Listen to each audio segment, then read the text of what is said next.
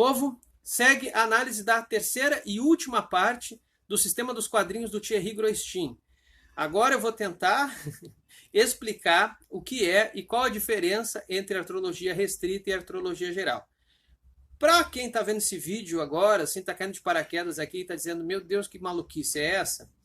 Assiste o primeiro e o segundo vídeo, estou deixando aqui nos cards, para entender a condução aqui do papo.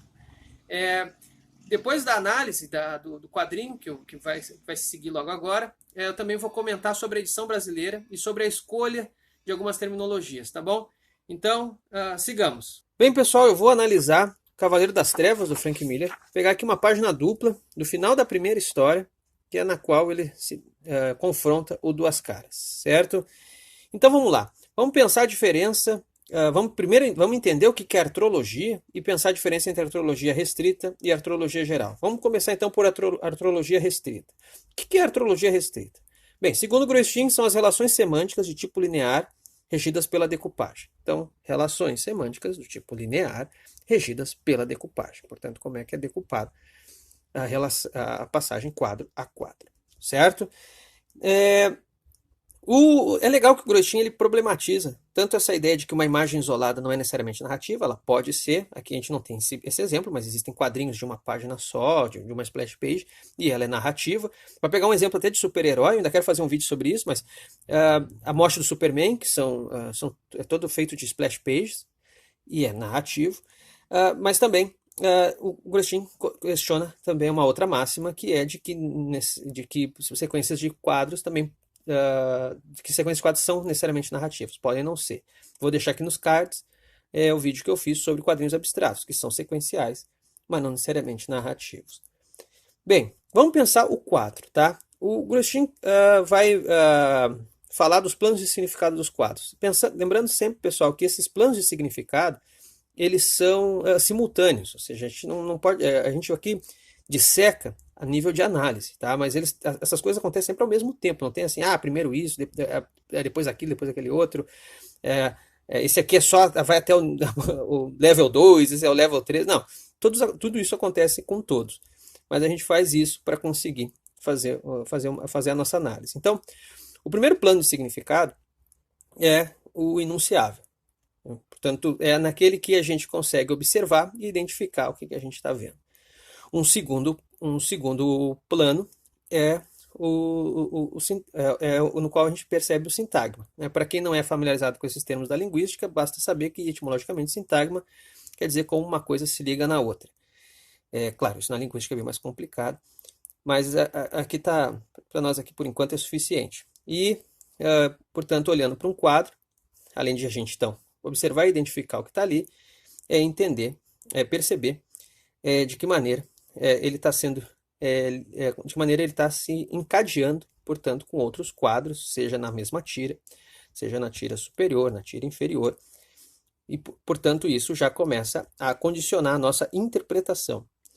E, por fim, temos um terceiro plano de significado, terceiro e quarto possível, que é a sequência, que daí a gente tem as articulações semânticas próximas, portanto, articulações de sentido, de entendimento, e esse é o caso da sequência, essa sequência aqui, né? Toda essa sequência aqui, que vem por aqui, começa, vai cá, cá. E temos também as articulações semânticas distantes, né? que é a série, não mais a sequência, que eu vou explicar um pouco melhor depois, por isso está ligado à artrologia geral.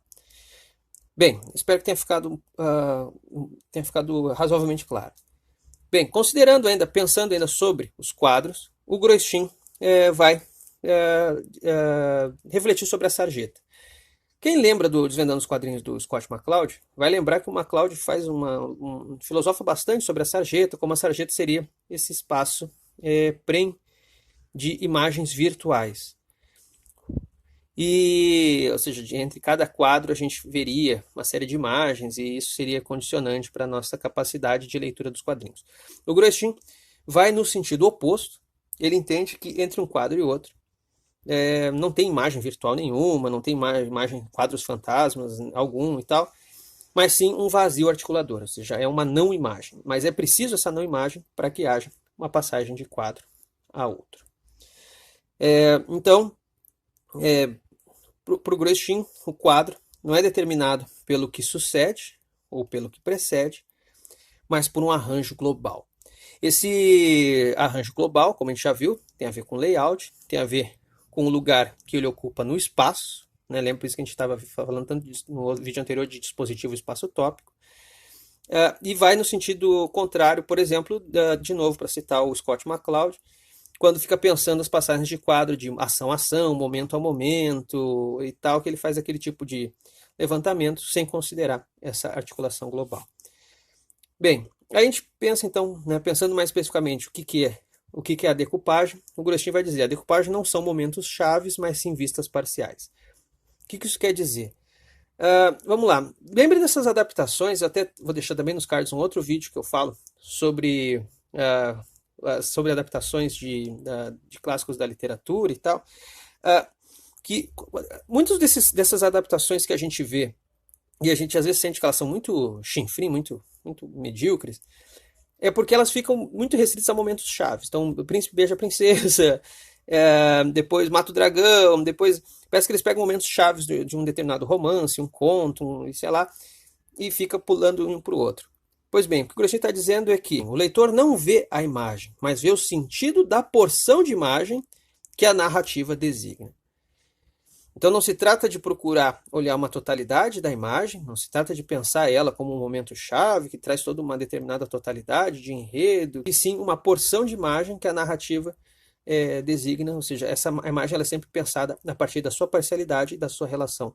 Portanto, reiterando algo que a gente já está falando, a partir da sua relação e da sua relação global. Bem, pensando na relação imagem-texto, o Grosjean vai falar das funções verbais e não funções escritas, porque ele vai entender que o texto para os quadrinhos está muito mais próximo de uma certa oralidade do cinema, por exemplo, do que necessariamente de uma escritura da literatura. Ele vai pensar 7 funções. E essas 7 funções, pessoal, elas acontecem concomitantemente. Claro que, dependendo de alguns textos, uma função ou outra vai ser mais realçada. E eu quero mostrar alguns exemplos aqui. Então, vamos lá. A primeira e a segunda, meio que elas são difíceis de serem separadas. A primeira é a função realista e a segunda é a dramática. Portanto, tem a ver com o fato de um texto ter o caráter de conferir realidade para a história. Então a gente pode pensar desde uma coisa extremamente básica, que é um personagem falar, né? Mas tem a ver também com esse realismo de você dar para ele uma determinada gíria, um modo de falar, de você construir às vezes pausas, o negrito aqui para dar para ele, e a exclamação para dar para ele mostrar que ele está irritado, que ele está exaltado, as reticências para dar uma dramaticidade, e aí percebe como o realismo e a dramaticidade vêm juntos. Também a própria onomatopeia também tem esse efeito, né, para dar uma sonoridade e que tenta de alguma maneira reproduzir os objetos que nós estamos vendo. Portanto, percebam como esse realismo e essa dramaticidade vêm junto. O terceiro tipo tem a ver com ancoragem. O que quer dizer ancoragem? Tem a ver com quando o texto tem esse efeito de legenda. Né? Esse quadro aqui é um exemplo bom, porque a gente só vê uma explosão, a gente não entende direito bem o que é essa explosão. Claro que a gente pode até deduzir, porque está o helicóptero indo. Mas aí o texto traz esse efeito de ancoragem quando é dito aqui. Quando o Batman diz: sem causar a menor falta ao mundo, 4 homens morrem. Bom, então a gente entendeu que o helicóptero explodiu, porque o texto aqui ancorou a imagem. Temos a quarta função, que é o revezamento. Essa é, digamos, a função mais banal dos quadrinhos, ou seja, como é que a imagem e o texto se complementam sem causar redundância.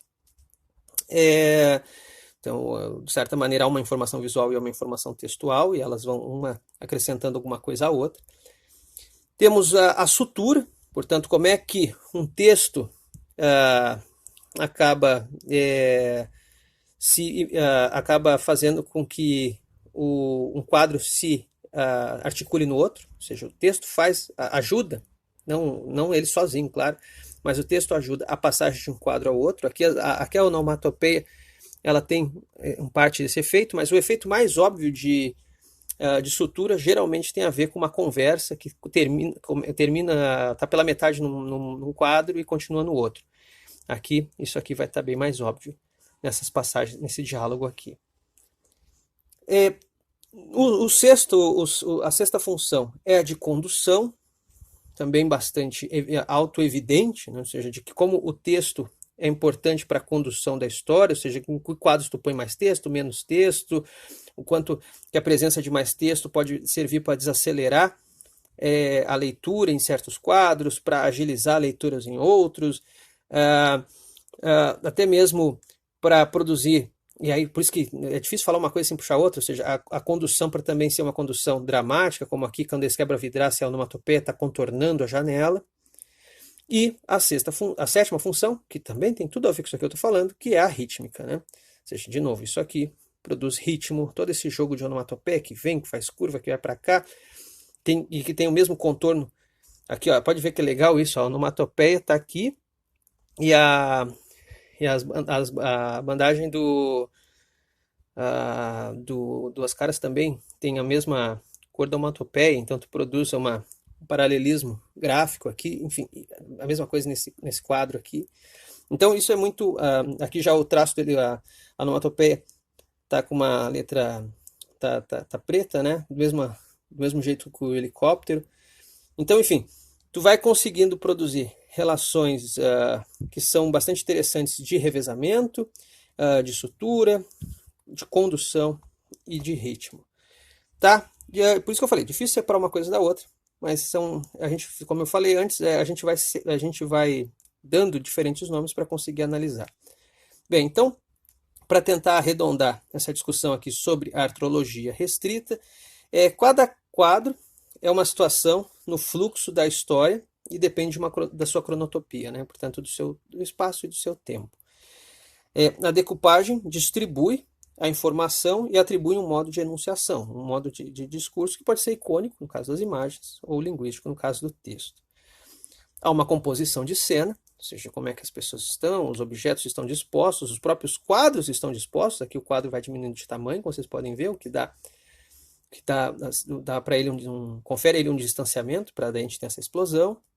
E o layout distribui a cadeia narrativa no espaço, ajustando ao dispositivo espaço-tópico e atribuindo a cada situação forma, como vocês podem ver aqui, superfície e posição. Está aqui, mas não está aqui, está aqui, está aqui, está aqui. Cada lugar tem a sua importância. Pois bem, então vamos agora. Isso aí tudo foi o que a gente pensou sobre a importância da artrologia restrita. Portanto, essas articulações, quadro a quadro, em sequência. Certo? Até aí, não tem nada assim, digamos, de muito wow na teoria do Grostinho. Eu acho que o bicho mais interessante vem agora, que é a noção de artrologia geral. Qual é a diferença? Bem,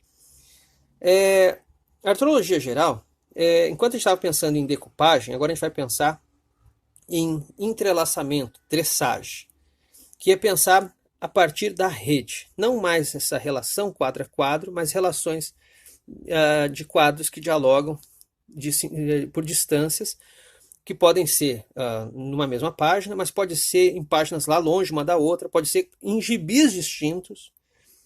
Por isso que daí a gente vai ter que pegar noções diferentes, né? Enquanto que a sequência é uma sucessão de imagens de encadeamento sintagmático determinado pela narrativa, né? Portanto, isso, tá? A série, frisar esse conceito, série é uma sucessão descontínua de imagens que pode ser um elo icônico, plástico ou semântico. Não? Então, vamos pegar nessa página dupla aqui para dar um exemplo do que poderia ser uma série. Tá? Lembrando que existem séries, como eu disse, podem ser essa página aqui e 300 páginas depois eu encontro uma outra relação. Onde está a série? Notem que está aqui, nesse quadro, neste quadro aqui, aqui e aqui. Toda essa composição é feita com 8 quadros ao seu centro e 4 quadros horizontais nas pontas. E é interessante perceber que a gente tem uma construção de perspectiva, né? Assim vai fechando para o centro aqui, enquanto que as duas aqui são horizontais, Portanto, apesar de a gente ler quadrinhos dessa forma, existe nessa página uma composição que se dá dessa forma. E esse buraco aqui no qual eles entraram, né, onde na verdade o Batman entra, no final termina sendo o mesmo buraco onde a gente vê um morcego na Lua. Essas articulações, que aqui eu estou pegando no caso, articulações tipicamente plásticas, mas também são em partes icônicas, algumas icônicas, no caso do morcego e tal, são exemplos de série. O que é legal de pensar em série é isso, assim, de que maneira um quadrinho vai estar encadeando, articulando imagens de uma maneira que vai além simplesmente da relação sequencial. Esse entrelaçamento, portanto, ele pode ser sincrônico, que é o caso que eu estou mostrando aqui para vocês, que é a partir de uma certa copresença, né? Então vocês conseguem ver ao mesmo tempo, e pode ser diacrônico, né? Que é o que eu não estou trazendo aqui, que é aquele que a gente constrói pela leitura. Ou seja, eu li, passou 30 páginas e eu vejo que alguma coisa se repetiu, ou tem alguma coisa que dialoga diretamente com outra coisa que a gente viu, e aí tu diz, pô, olha só, né? Tem aqui um entrelaçamento, tem uma tressagem. Então, o que é interessante nessa teoria da artrologia geral é de pensar que todo lugar que um quadro ocupa, todo lugar da história que os elementos da história em quadrinhos estão, é um espaço ativo. Ele está sempre em diálogo com não só com o que está em volta dele, mas com a obra e com outras obras como um todo. Né? A série se cruza a sequência. Né? Então, se os quadros, palavras do Agostinho, né? Se os quadros se manifestam uma rede ou um sistema, né? Se a gente entender isso, então, que a gente está vendo ao longo dos 3 vídeos, né? Se os quadros manifestam uma rede ou um sistema, o entrelaçamento é a sua consciência. Então, estar consciente do sistema dos quadrinhos. Ainda pensando sobre essa leitura diacrônica do entrelaçamento, da artrologia geral, eu trago aqui como exemplo o meu amigo Dahmer, do DF BecDerf. O que foi me orientando de trabalho de conclusão de curso, do curso de letras, o João Michels, ele analisou esse quadrinho. E notem uma coisa que é interessante sobre algumas articulações que se dão ao longo do gibi. Conforme o personagem do Dahmer vai se tornando cada vez mais sombrio, e notem como a sombra dele está sempre sobre o rosto, isso vai se dando ao longo do gibi por meio dessas splash pages e que vão cada vez mais se intensificando. Aqui, depois mais longe lá no gibi, isso reaparece de novo, e aí agora as sombras estão em volta dele, como uma moldura, mas também estão no rosto.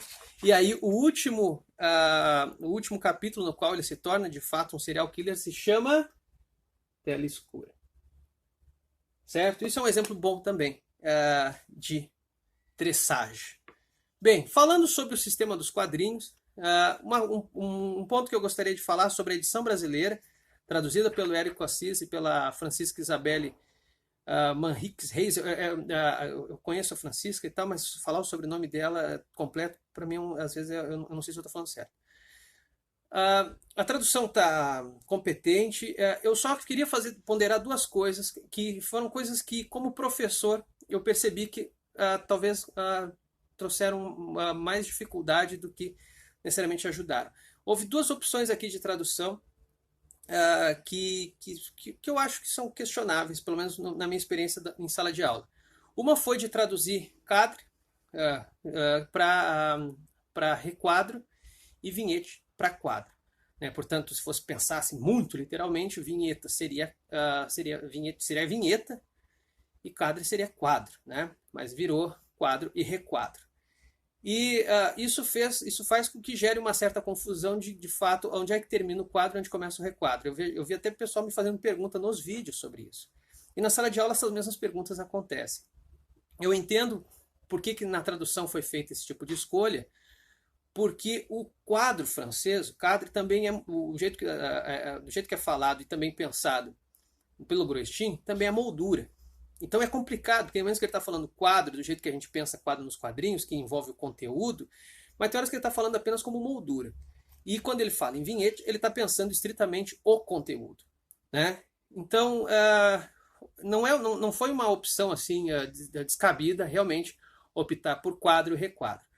Porém, é preciso, assim como professor, fazer uma espécie de tradução da tradução e justamente explicar isso. Olha, nós temos que pensar talvez em outros termos a partir desses termos que nós temos aqui e reconsiderar. Quando a gente olha para os quadros, o que é vinheta, que portanto é o conteúdo do quadro, o que é o quadro e o que é especificamente aquilo que contorna o quadro, que é a moldura. Acho que esses três termos são mais claros, são mais fáceis de explicar do que quadro e requadro, e desconsiderando o termo vinheta, que eu acho que gera uma certa confusão.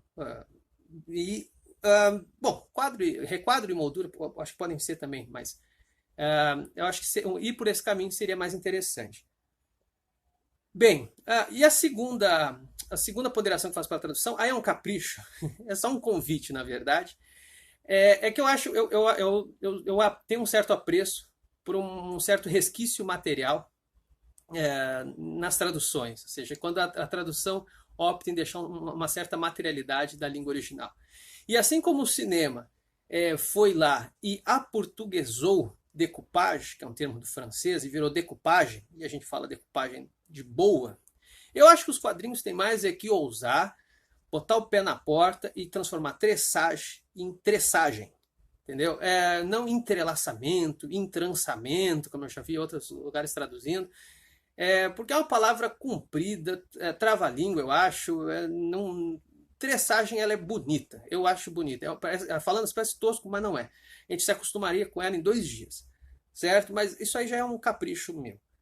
Bem, essa edição está esgotada, não vou ser hipócrita aqui, eu sei que rola pela internet aí uma versão que alguém por aí escaneou e tal, eu realmente não é papo mentiroso, eu não tenho, mas eu sei que rola. Mas assim, serve de incentivo para editor, para Marsupial, reimprimir, né? É uma obra importante, se esgotou, eu acho que é indicativo de que está tendo uma boa procura. Cada vez mais temos pessoas precisando de quadrinhos. Eu tenho aqui meu público, boa parte do meu público é gente que precisa de quadrinhos. Então, pô, acho que vale muito a pena ela ser reimpressa, né? Ter uma segunda impressão, ou até mesmo uma segunda edição, corrigindo alguns errinhos que tem alguns no decorrer da edição. Certo, gente? Eu espero que tenha ficado claro. Obviamente tem muita coisa aí que eu falei apressado, tem coisas às vezes que depois eu vou revendo e eu falo, ixi, eu falei tal coisa e troquei a palavra na hora. Perguntem à vontade, talvez valha a pena mais para frente fazer um 4º vídeo, que é reconsiderando, daí fazendo um vídeo de crítica de tudo aquilo que eu tenho como crítica à teoria do Groistin. Certo? Perguntem, comentem, passem adiante. Eu acho que vídeos como esse têm essa função de iniciação científica. Segue a gente aqui, se inscreva aqui no canal, segue lá no Instagram, @QNSSarjeta. Valeu!